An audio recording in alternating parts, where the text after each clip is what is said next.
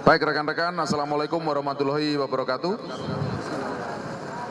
Rekan-rekan media, saya akan menginformasikan pengungkapan terhadap sebuah peristiwa pidana yang dilakukan oleh Polsek Kelapa Gading di PK oleh Satreskrim Polres Metro Jakarta Utara, yaitu berawal dari sebuah kasus yang menurut saya memiliki human interest yang cukup tinggi, rasa kepedulian kita terhadap perempuan dan anak.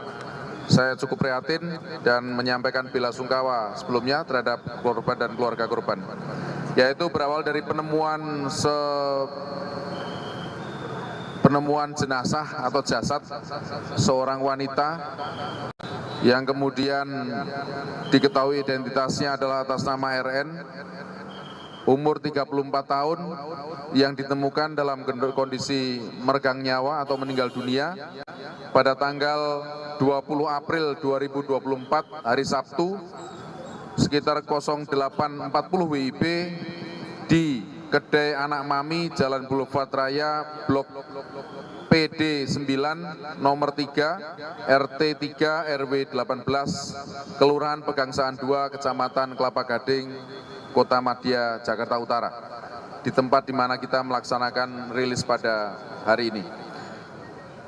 Jenazah tersebut ditemukan dalam kondisi tidak berbusana pada bagian bawah dan berlumuran darah. Ini supaya kita mendapatkan atmosfer untuk bagaimana kemudian polisi, Polsek Kelapa Gading dan tim melakukan pengungkapan berawal dari TKP. Dengan melakukan pengumpulan bukti scientific investigation-nya, baik digital forensik maupun saksi-saksi yang ada di lokasi yang sangat minim, karena yang bersangkutan juga baru berada di tempat ini. Kita bisa menemukan bahwa pelakunya adalah orang dekat dari korban, yaitu saudara A, berusia 27 tahun, dan ditangkap tidak kurang atau kurang dari 24 jam ya, sejak peristiwa. Jadi peristiwa pagi Sabtu, malam jam 8 sudah ditangkap di Lampung. Yang bersangkutan melarikan diri di Lampung. Saudara A dan RN sebagai korban saya sampaikan sebagai orang dekat karena mereka menuju ke tempat ini berasal dari tempat yang sama, dari Lampung. Lalu kemudian peristiwa itu terjadi dan saudara A juga mengambil dengan paksa, dengan cara kekerasan, merampas barang milik orang lain berupa sebuah handphone dari penguasaan korban. Ya, dari penguasaan korban, sehingga kemudian dilakukan penelusuran dan dapat dilakukan penangkapan terhadap saudara A.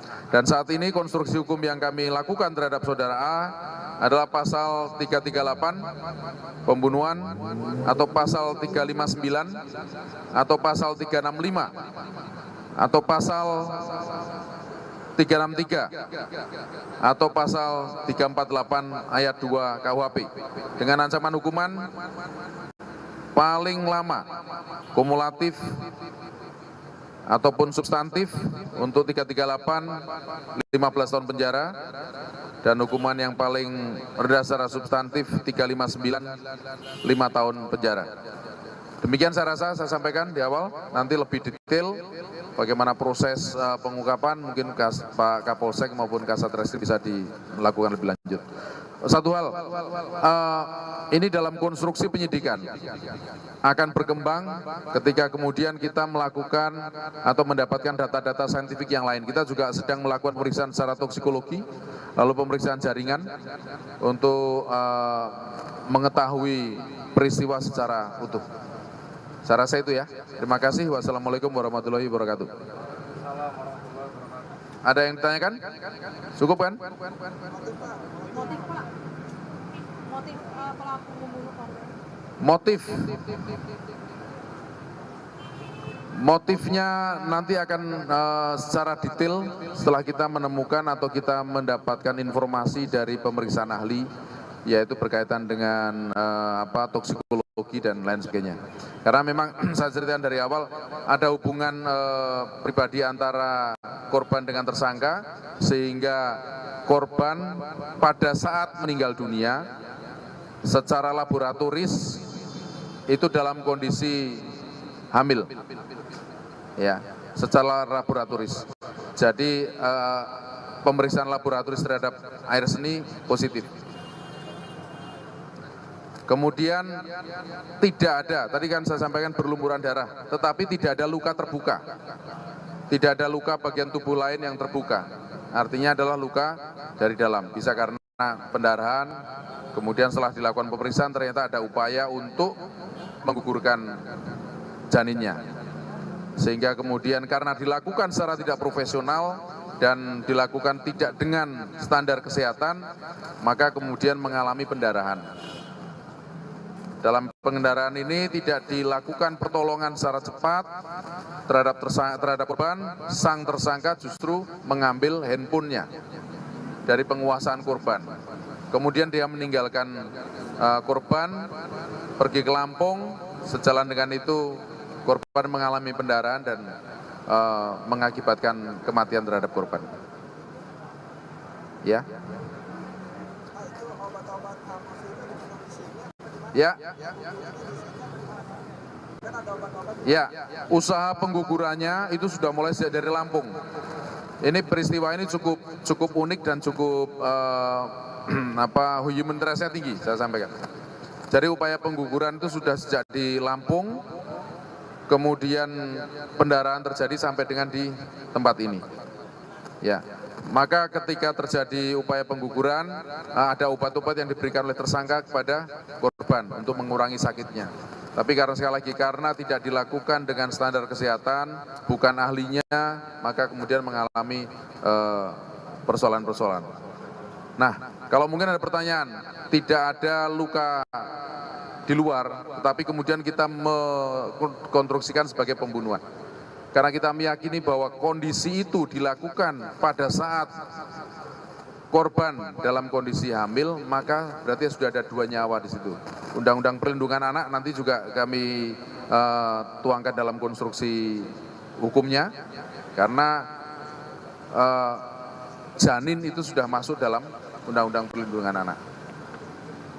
Ya, taksirnya 4 bulan.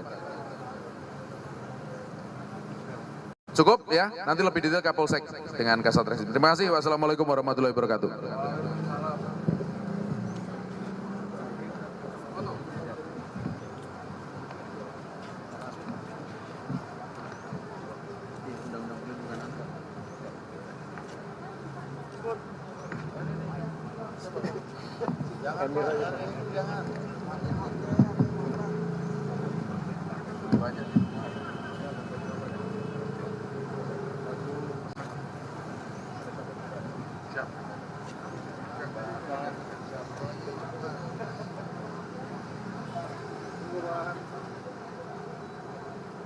Kiri, Pak.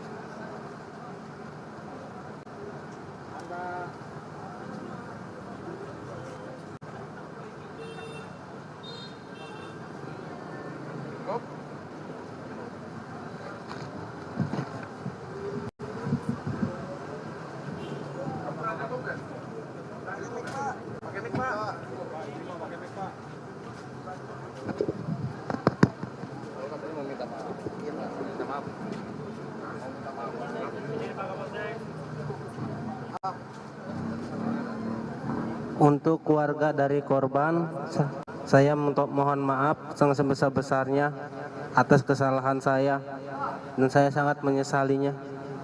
Semoga korban diterima di sisi Allah Subhanahu wa Ta'ala. Berapa lama, Mas? Mas sudah pacaran berapa lama, Mas, dengan korban?